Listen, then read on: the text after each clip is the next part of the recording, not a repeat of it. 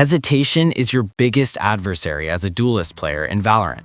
I'm sure you've come across one of those insta-lock JETTs at least once in your Valorant career, where they're completely clueless on what their role is, and you can smell the fear and hesitation in their movement and decision-making. And if you're watching this video, there's a chance you're that kind of duelist, and we need to fix that. Hesitant drivers are worse than bad drivers. I'm sure you've heard this saying if you've ever looked for tips on the internet before your driving test. Well, the same applies to playing a duelist in Valorant. Let me explain. You see, hesitation when playing a duelist is worse than bad aim, bad movement, and bad game sense. Before the game, everybody has the best strats on how they're going to entry with dash or satchels on a site, take space, and help the team get the plant down.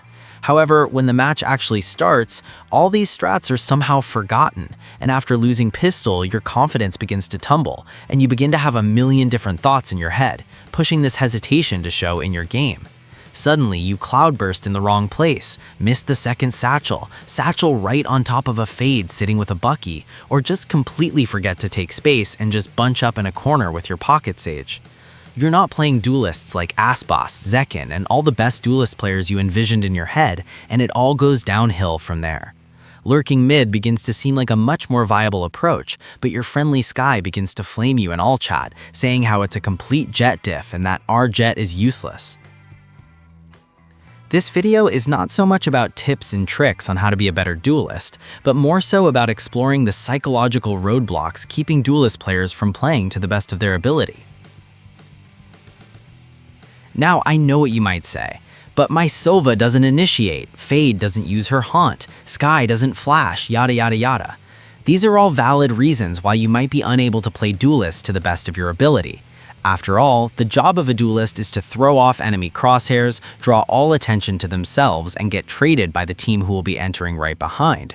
It's frustrating if your team doesn't want to play around your 300 IQ strats, or isn't even entering behind you. But if there's one thing I've learned after grinding Valorant for years on end, you can only play your own role well. Your teammates are variables out of your control.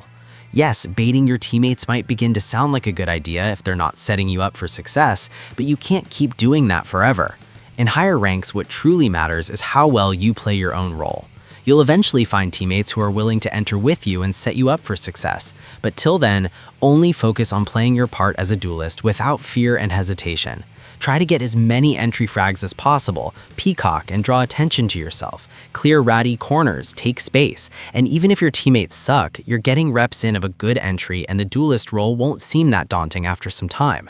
Treat it like exposure therapy. You're doing your role well, consistently practicing what you're supposed to do, and then when you finally get the right teammates, the synergy will put you at a complete team diff.